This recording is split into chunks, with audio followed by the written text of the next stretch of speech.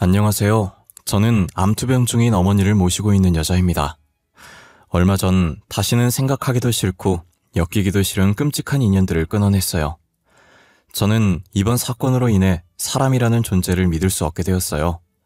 저를 이 지경까지 오게 한 장본인은 다름 아닌 시어머니와 남편이었거든요. 머리 검은 짐승은 거두는 게 아니라고 그 말이 맞았어요. 사람 속이라는 게 열어보지 않으면 그 속에 뭐가 들었는지 도무지 알 수가 없어요. 시어머니와 남편은 겉과 속이 달라 하나부터 열까지 진실인 게 없는 사람들이었어요. 저는 그들의 시커먼 속내를 파헤쳤고 제대로 응징을 해주었죠. 제가 어떻게 응징을 했는지 지금부터 여러분들께 들려드리고자 합니다. 일단 저는 남편을 카페에서 처음 만났었어요. 업무가 많아서 주말에도 집에서 일을 했었어야 했는데 집에선 도무지 집중이 안 되더라고요. 이대로 있다간 진도를 하나도 못 뺀 상태로 주말이 끝날 것 같아서 노트북을 챙겨 카페에 갔어요. 커피 한 잔을 시킨 뒤 그나마 조용하고 사람이 잘 안 다니는 구석탱이에 자리를 잡았어요. 노트북을 세팅하자마자 진동벨이 울리길래 커피를 가져온 후 본격적으로 업무를 하기 시작했어요. 집에서 있을 땐 TV도 보고 싶고 청소 안 된 부분이 거슬리고 정말 잡생각밖에 안 들던데 확실히 카페에서 하니까 방해 요소도 덜하고 집중이 더 잘 되더라고요. 소음 정도야 주변 소음 차단해주는 이어폰 끼고 있으면 잘 들리지 않아서 괜찮았어요. 집에서 있었으면 하루 종일 걸렸을 텐데 카페에서 하니 몇 시간도 안 돼서 다 끝나버리더라고요. 앉은 자세에서 한 번도 일어서지 않았더니 몸이 너무 뻐근해서 창밖을 보며 기지개를 켜고 있었는데 누군가 제 자리에 와서 테이블을 손가락으로 두드리더라고요. 갑자기 들려오는 소리에 놀라서 움찔거리면서 쳐다보니 웬 남자가 한 명 서 있는 거예요. 키도 훤칠하고 얼굴로 반반한 사람이 무슨 일로 왔나 싶었는데 자신의 휴대폰을 제게 내밀더라고요. 그때 휴대폰을 내밀었던 그 남자가 바로 지금의 제 남편이에요. 저는 처음에 제 꼴이 말이 아니라서 친구들이랑 내기라도 한 줄 알았어요. 들어오실 때부터 계속 봤는데 일하시는 것 같길래 혹시나 방해될까봐 끝날 때까지 기다렸어요.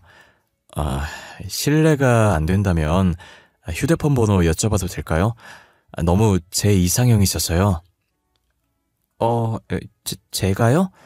머리 대충 묶고 옷도 대충 추리닝 입고 후줄근하게 온 제가 이상형이라고요? 혹시 친구분이랑 내기하셨어요? 그렇다면 죄송하네요. 뭐 걸었는지 모르겠지만 친구가 원하는 대로 해주셔야겠어요. 에? 내기요? 내기가 아니라 진짜예요. 정말 제 이상형이세요. 제가 꾸민 사람보다 수수한 사람을 좋아하거든요. 아까 일하시는 모습도 너무 열정적이고 멋있었어요. 남편은 사람 좋은 미소를 지으며 다시 한번 제게 휴대폰을 내밀었어요. 저는 얼떨떨한 기분으로 잠시 망설이다가 남편 휴대폰에 제 번호를 찍어줬어요. 남편은 제게 휴대폰을 다시 돌려받고 그 자리에서 바로 통화 버튼을 누르더라고요. 제 휴대폰에 벨소리가 들리자 지금 찍힌 번호가 자기 번호라고 저장하라고 하더니 자리로 돌아갔어요. 난생 처음으로 누군가에게 번호를 줘본 것이라 기분이 되게 묘하고 이상했어요. 집으로 돌아와서 휴대폰을 확인하니 남편에게 문자가 와 있더라고요. 혹시 다음 주 주말에 시간 되면 자기랑 만날 수 있겠냐고요. 저는 한참 손가락을 꼼지락거리다가 이미 번호 준 거 한 번 만나고 끝내야겠다는 생각이 들었어요.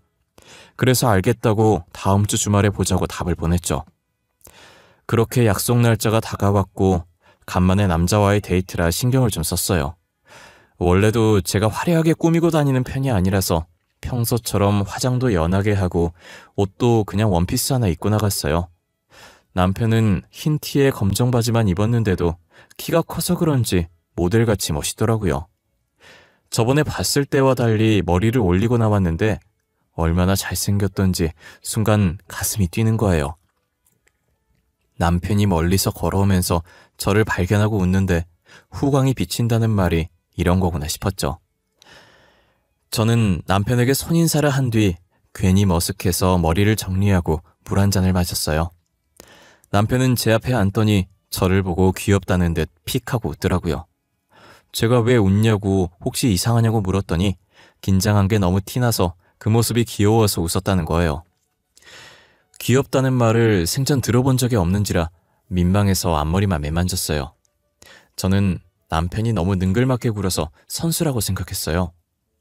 남편은 제 표정을 읽었는지 자기 원래 다른 사람 번호 묻고 다니지 않는다고 번호 물어본 사람 제가 처음이라고 말하더라고요. 낯가려서 말도 잘 못 거는데 이상하게 저는 계속 끌리고 반응이 재밌어서 장난을 치게 된다면서요. 그래도 저는 자꾸 장난쳐주며 어색함 풀려는 남편 덕분에 편한 마음으로 있을 수 있었어요. 데이트 내내 남편은 저를 신경 써줬고 저는 남편이 알아서 다 해서 손 하나 까딱하지 않았어요. 시간이 흐르면 흐를수록 남편은 참 좋은 사람이라는 걸 느낄 수 있었어요. 원래는 한 번만 만나고 끝내려고 나갔다가 남편에게 홀려 다음 약속도 잡아버렸어요. 몇 번 정도 더 만나다가 남편이 고백을 해서 연인으로 만나기 시작했어요. 저는 아버지가 사업을 하고 계셨었는데 사고 돌아가시는 바람에 그 사업을 어머니가 이어하셨어요. 아버지가 돌아가셨을 때 제 나이가 겨우 초등학생이었고 전 초등학생 때부터 쭉 어머니와 둘이 살았어요. 지금은 제가 어머니 회사를 물려받기 위해 밑바닥부터 하나씩 배우고 있는 중이에요. 솔직히 벌써부터 회사를 물려받긴 이른 나이고 저도 아직까진 회사를 이어받을 생각이 없어서 천천히 경험을 쌓고 싶은 마음에 제가 어머니 딸이라는 사실을 비밀로 하고 회사를 다니고 있어요. 남편이랑 어느 정도 만나고 서로 가정사 얘기를 했는데 남편도 저와 비슷한 아픔을 겪었더라고요. 시아버지께서는 병으로 일찍 돌아가시고 홀어머니 밑에서 힘들게 자랐다고 했어요. 지금은 남편이 사업을 하면서 먹고 싶은 것도 마음껏 먹고 사고 싶은 것도 마음껏 사고 있다더라고요. 과거에는 조금 힘들게 살긴 했지만 어쨌든 지금 성공해서 행복하다면서요. 가끔 남편이 무슨 일을 하는지 궁금하긴 했지만 구체적으로 묻진 않았어요. 저도 제 일에 대해서 남편한테 자세히 말한 적은 없었거든요.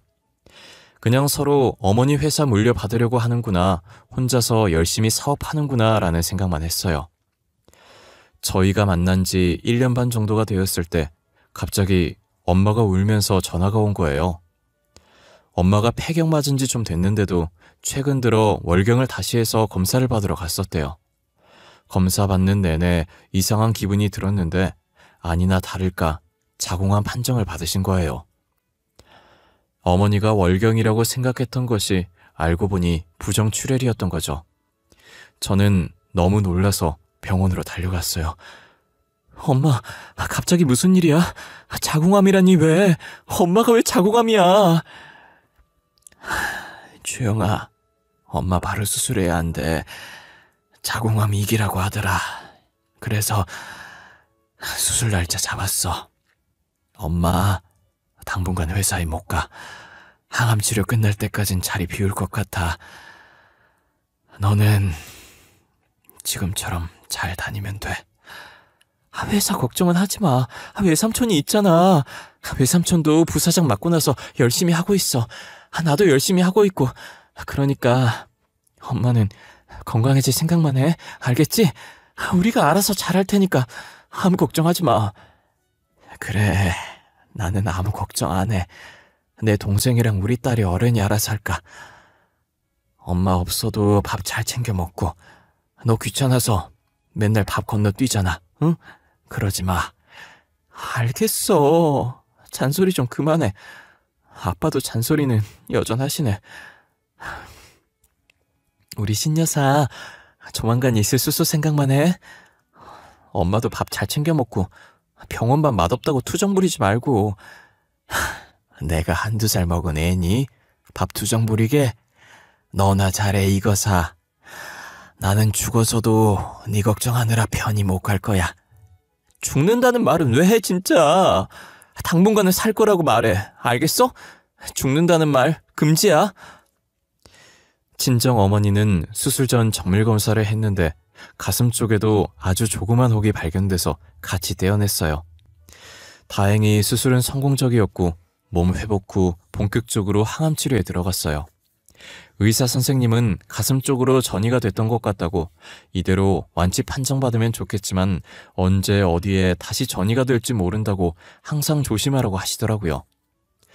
그런데 의사 말처럼 반년 뒤에 또 전이가 된 건지 다른 곳에서 암세포를 발견하게 됐어요.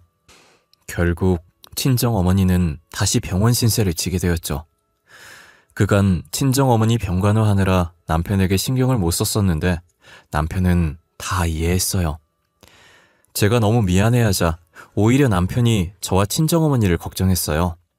가끔 남편이 맛있는 것들을 사들고 친정어머니 병실에 깜짝 등장할 때도 있었어요. 어머니는 남편에게 항상 좋은 일로 만나야 하는데 첫 대면이 병원이라 미안하다고 했어요. 남편은 그런 말 하지 마시라며 귤을 까서 친정어머니 손에 쥐어줬죠. 저는 그런 남편의 모습을 보고 이 사람과 결혼하면 눈물 흘릴 일은 없겠다는 생각이 들었어요. 그러다 어느 날 남편이 할 말 있다고 집 앞인데 잠깐 나올 수 있냐고 해서 나갔는데 진지한 얼굴로 저를 기다리고 있더라고요. 무슨 일이야?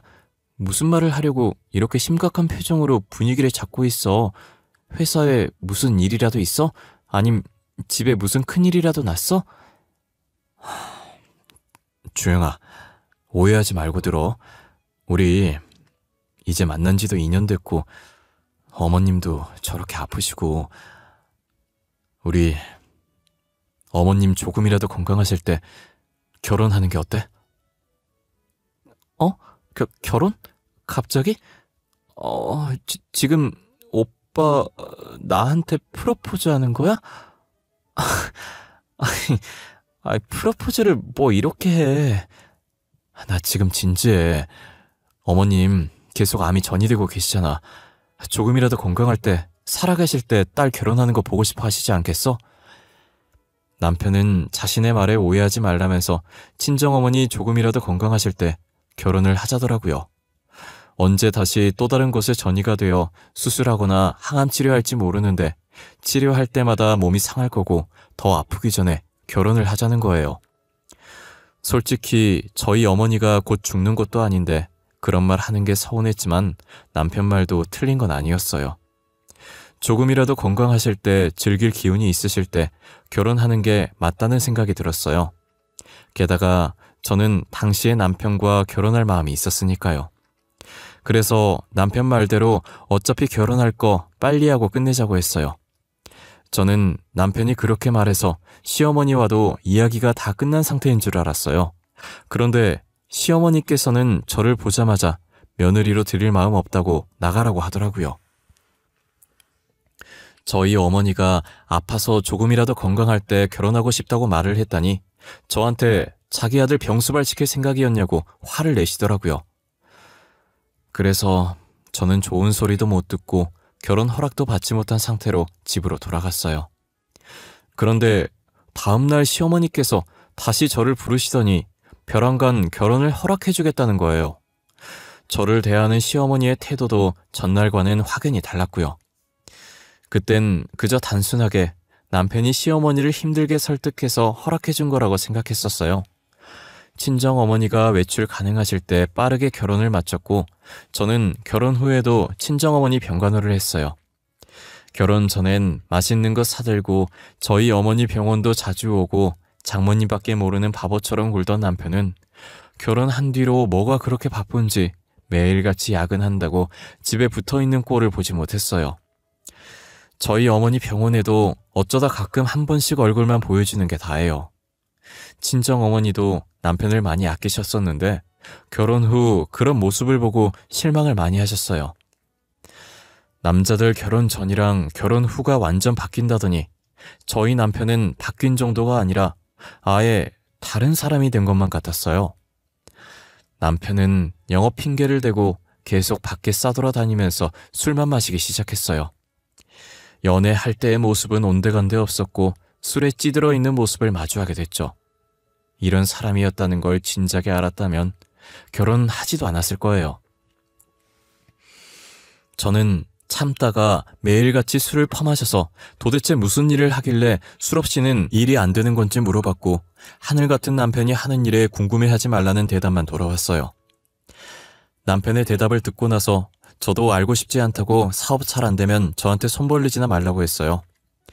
저는 남편의 저런 꼴을 더 이상 보고 싶지 않아서 친정어머니랑 같이 병원에서 지냈었어요. 어머니께서 반찬 투정을 잘 안 하시는데 그날따라 제가 해준 나물이 먹고 싶다고 난리시더라고요. 어차피 남편 출근해서 없을 시간이라 아무도 없을 때 집에 있는 반찬 조금 가져오려고 병원을 나왔어요. 집 비밀번호를 입력하고 현관문을 열었는데 앞에 남편 구두가 있더라고요. 출근 안 했냐고 물어보려다가 말 섞기 싫어서 인사도 안 하고 집 안으로 들어갔어요. 방에서 누구랑 그렇게 열심히 통화하는지 제가 들어오는 소리도 못 들은 것 같더라고요. 저는 통화를 하든지 말든지 곧장 주방으로 발걸음을 옮기려는데 남편의 말이 끝나자마자 상대 쪽에서 다른 여자 목소리가 들리는 거예요. 저는 주방으로 향하던 발걸음을 안방 쪽으로 옮겼어요. 저는 안방 앞에 섰고 문을 사이에 둔 상태로 남편과 마주하고 있었어요. 문틈에서 카랑카랑한 여자 목소리가 새어나오더라고요. 아, 맞다. 오빠, 그래서 그 여자랑 언제 이혼할 거야? 아직 그 여자 엄마 안 죽었어? 아, 많이 아프다며 곧 죽을 것 같다고 하더니 깜깜무소식이네. 아, 그니까 곧 죽을 것 같았는데 안 죽더라고. 역시 목숨이라는 게 끈질겨. 아, 그 아줌마가 빨리 사라져야 사위인 내가 그 회사를 물려받을 텐데. 근데 그 회사가 진짜 그 아줌마 회사 맞아? 돈 많은 거 맞냐고. 오빠도 사업한다고 거짓말 치고 다니잖아. 그 여자도 오빠처럼 거짓말 하는 거 아니야? 아, 그건 아니야. 내가 결혼 준비하면서 걔네 집도 가봤는데 진짜 부자야. 근데 부자 티를 안 내. 아니, 그때도 평범하게 입고 와서 우리 엄마가 돈 없는 집안인 줄 알고 결혼 허락 안 해줘서 당황했잖아. 나도 그 얘기 듣고 얼마나 웃었던지. 오빠가 그 부잣집 재산 그대로 꿀꺽하면 오빠 어머님한테도 조금 주겠다고 했다며? 그래야 결혼 허락해주겠대. 그리고 그 돈으로 해외에 나가 살까봐 지금 아슬아슬해. 조만간 사람들 쳐들어올 것 같아.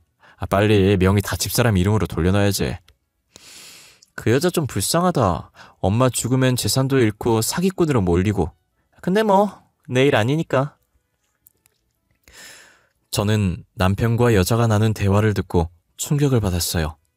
알고 봤더니 남편이 저희 집 재산을 노리고 일부러 제게 접근했던 거였어요. 카페에서 제가 결제하려고 꺼내든 지갑을 보고 한정판 명품 지갑인 걸 알고 일부러 제게 이상형이라며 관심 있는 척 제 번호를 물어봤던 거예요. 처음 시어머니께서 결혼을 허락하지 않았던 건 제가 그저 그런 집안인 줄 알고 반대를 한 거였죠. 남편은 시어머니한테 알고 보면 부잣집 딸이니 곧 재산 빼돌려서 조금 나눠주겠다고 말했대요. 그래서 저를 다시 불러서 처음과 다른 대우를 하시고 결혼까지 허락해 주신 거죠. 그리고 남편이 사업한다는 말도 다 거짓말이었어요. 사업은커녕 사람들 속에서 사기치고 돈 빼돌리는 사람이었던 거예요. 나중에 자기가 사기친 것들을 전부 제 잘못으로 엮고 들어갈 계획이었던 거죠. 저는 이미 여자 목소리가 들렸을 때부터 불륜이라는 생각에 녹음기를 켜고 다가갔었는데 어쩌다 보니 이혼 소송하려다가 더 큰 걸 알게 됐어요. 저는 너무 놀라서 소리도 안 나오고 입만 막고 있었어요. 그런데 남편이 여자를 만나러 나가려는지 나중에 만나자고 하더니 전화를 끊고 안방 화장실로 들어가더라고요. 누가 봐도 아까 통화한 여자랑 불륜인데 제가 녹화했던 통화 내용만 봐서는 불륜으로 보이지 않아서 확실한 불륜 증거를 찾겠다고 마음먹었어요. 저는 여자를 만나러 갈 남편의 뒤를 쫓아야겠다는 생각을 했고 혹시나 제가 왔다는 걸 들킬까봐 앞에 있던 제 신발을 손에 들고 다른 방에 들어가 숨어 있었어요.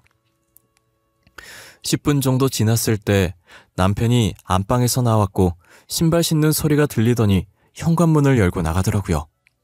저는 1분 정도 더 있다가 현관문을 열고 나왔어요. 계단으로 뛰어서 주차장에 도착했고 남편은 이미 차에 타서 휴대폰을 보고 있더라고요. 저도 재빨리 엄마 차에 올라타서 남편이 출발하는 것만 기다렸어요. 제 차로 가면 번호판 보고 들킬까봐 병원에서 타고 왔던 엄마 차를 타고 따라가려고 했죠.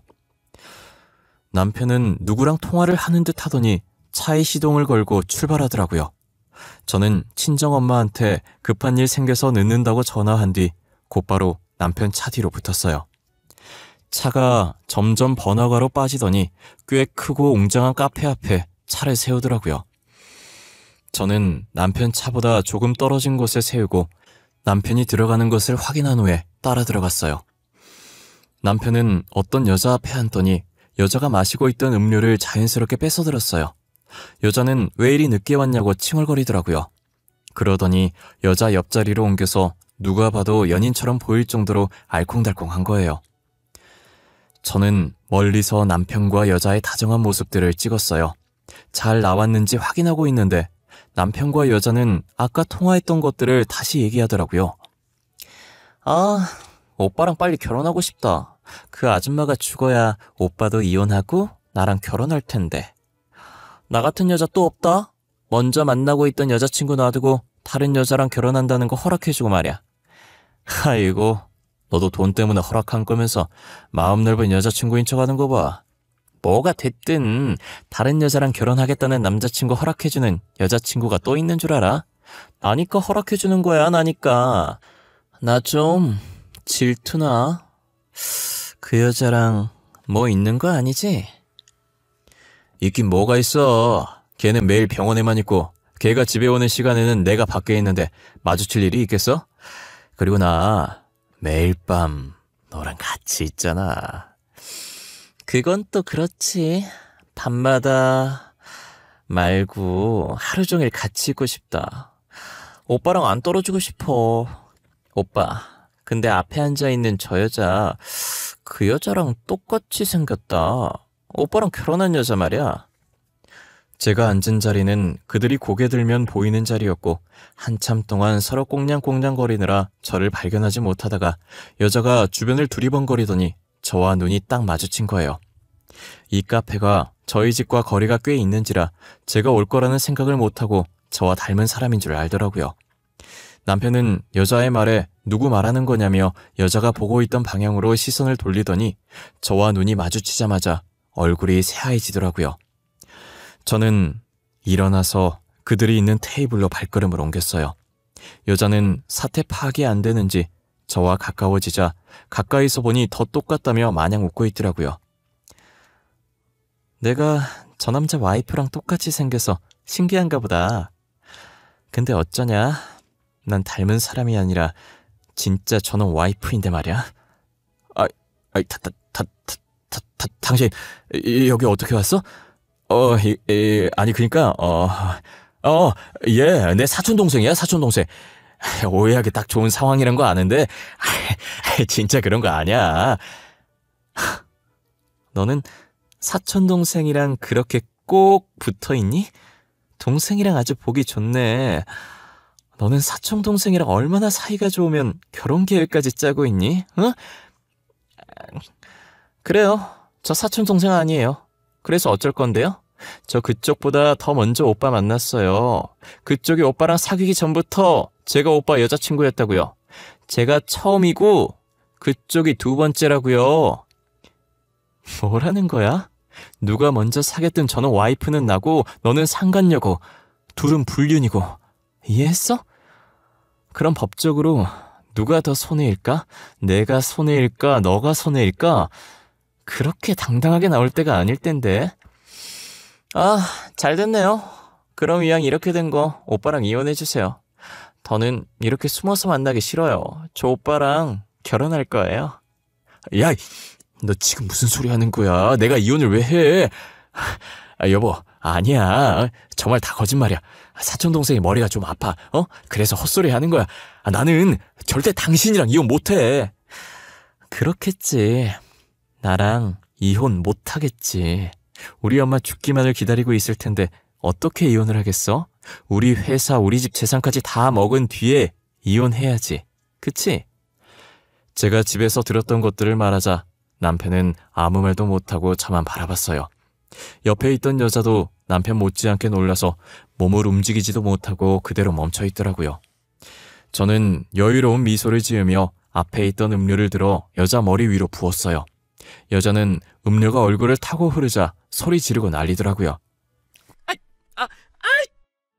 뭐 하는 짓이에요? 옷에 다 묻잖아요. 이거 비싼 건데.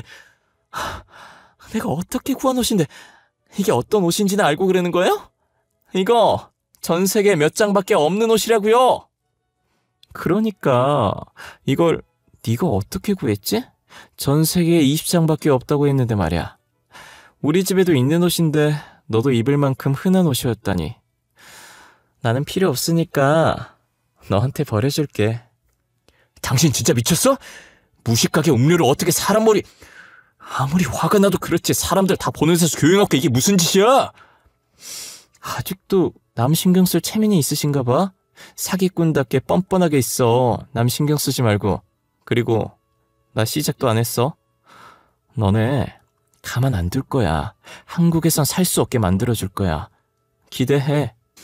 저는 남편의 뺨을 내리친 후 쓰레기라도 만진 듯 더럽다는 표정으로 손을 툭툭 털고 카페에서 나왔어요. 그리고 불륜 증거 자료들과 남편으로서 의무를 다하지 않았다는 증거들을 들고 변호사를 만나러 갔어요. 불륜 증거로는 카페에서 찍은 사진들로도 충분했고 남편에 관한 증거들은 상간녀와 통화했던 녹음본과 남편이 매일 술집에서 결제했던 카드 내역들을 뽑아서 갔어요. 저는 그 증거들로 이혼 소송과 상간녀 소송 그리고 사기죄까지 엮어서 소송을 진행했어요. 남편에게 피해 입었던 피해자들한테도 연락해서 따로 그분들의 소송도 도와드렸습니다. 남편은 제게 막대한 위자료를 줘야 했고 저한테 위자료를 주고 빈털터리가 됐어요. 그래서 자신이 사기쳤던 피해자들에게 줄 원금과 합의금이 있을 리가 없었고 결국 피해자와 합의를 하지 못해서 징역살이를 피할 수 없게 되었습니다. 자기 무덤 자기가 팠다고 그 상간녀한테도 섭섭하지 않을 만큼 받아냈습니다. 저보고 두 번째라고 떠들어대더니 결국 자기가 상간녀 소송을 당했으니 아주 기분이 더러울 거예요. 그 여자는 왜 저런 사기꾼을 좋다고 만났던 건지 이해가 되지 않았어요. 전 남편의 모든 사기 행적을 알고 나니 그들은 정상이 아니었던 것 같습니다. 어떻게 보면 사기 결혼을 당했지만 그래도 큰일 당하기 전에 알게 된 건 저한테는 천운이라는 생각이 들어요.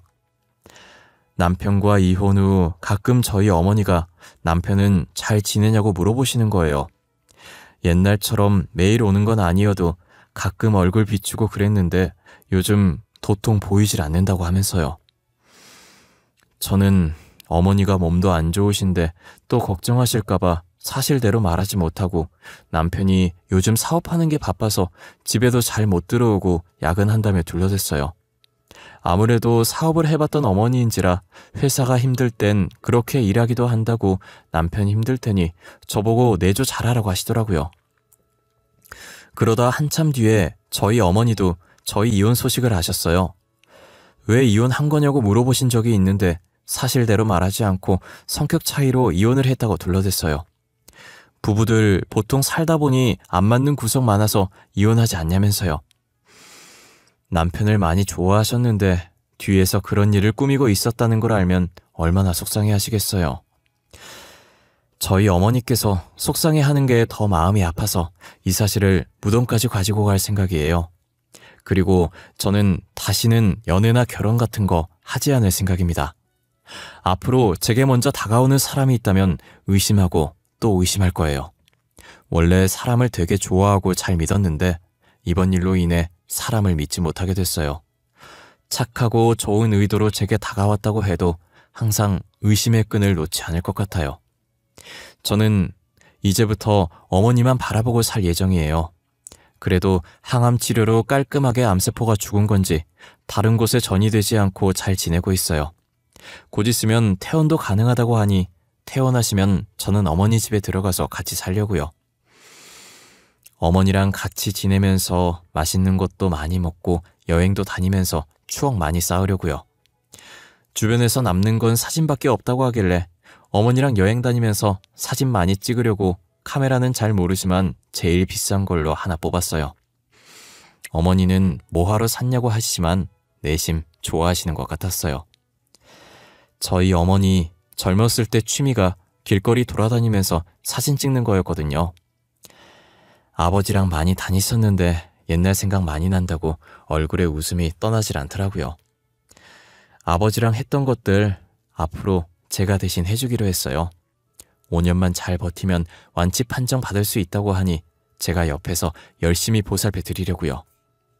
저는 어머니께서 오래오래 제 옆에 있었으면 좋겠어요. 그동안 많이 아팠으니 더 이상은 아프지 않으셨으면 합니다. 제 이야기는 여기까지입니다. 저는 비록 최고의 인연을 만나지 못했지만 제 사연을 듣고 있는 여러분들이라도 최고의 연인을 찾아 그 인연들과 함께 행복하게 살 수 있길 기원합니다. 사랑하는 부모님과 함께 늘 건강하시고 웃음 가득한 하루하루를 보내시길 바랄게요. 그리고 쑥스럽겠지만 부모님께 정말 사랑한다고, 감사하다고 한 번씩만 말해보시길 권합니다.